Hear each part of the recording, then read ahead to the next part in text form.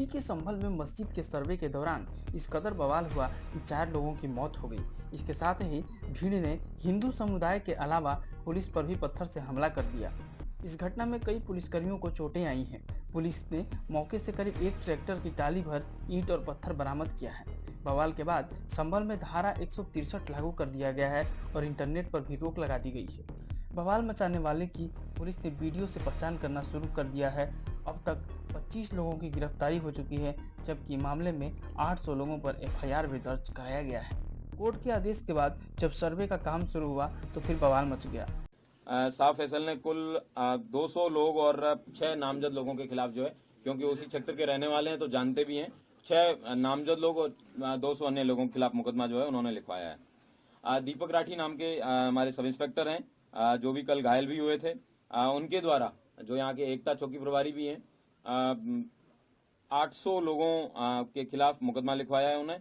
जियाउर रहमान बर्क और सोहेल इकबाल नामक ये 2 नामजद अभियुक्त हैं, जिनको उन्होंने अभियुक्त बनाया है। उनके द्वारा बताया गया है कि भीड़ को इन लोगों ने भड़का के बलवे का रूप दिया। सभी पत्थरबाजों को आइडेंटिफाई किया जाएगा और जितने भी लोगों के खिलाफ मुकदमा लिखा गया है उन सब लोगों को गिरफ्तार करके जेल भेजा जाएगा। संभल की घटना के बाद सियासी पारा हाई हो गया है। उधर राहुल गांधी ने ट्वीट के माध्यम से यूपी सरकार पर हमला बोला और कहा कि यूपी में कानून नाम की कोई चीज नहीं बची है।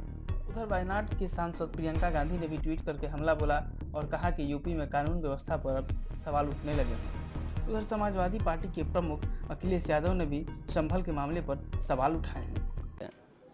जो घटना हुई है, हमारे सांसद जियाउर रहमान जब संभल में ही नहीं थे और उसके बावजूद भी उन पर एफआईआर दर्ज करना, ऐसा उदाहरण कभी किसी को मिला होगा देखने को, सुनने को? एक पुलिस ऑफिसर ये कह रहा हो कि नेता बनना छोड़ दो, नेताओं का सहारा लेना छोड़ दो। किसके लिए भाषा थी वो? पूरा का पूरा कराया गया ये दंगा है, और किसने कराया? सरकार ने कराया। बिहार से तेजस्वी यादव ने भी कहा कि अगर बिहार में ऐसा कुछ होता तो वो कतई बर्दाश्त नहीं किया जाएगा।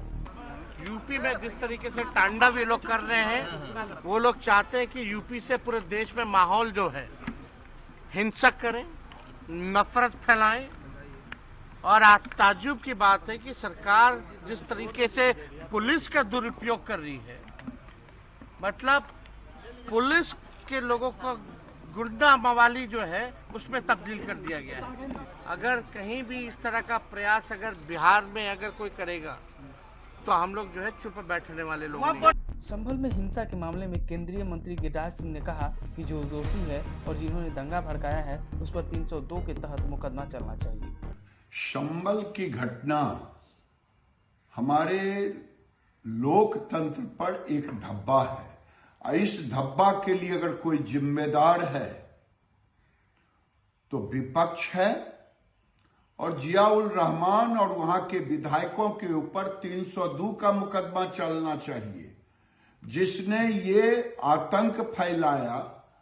और आतंक ही नहीं फैलाया बल्कि दंगा कराने का काम किया, और दंगा ही नहीं कराया बल्कि सरकारी चीजों पर, संविधान पर उनको भरोसा नहीं है, इसीलिए उन्होंने अधिकारियों को रोका। जो लोग कहते हैं कि इसकी जरूरत क्या थी, मैं कहता हूं आज भारत के अस्मिता के ऊपर ये लोग प्रश्न चिन्ह लगा रहे हैं।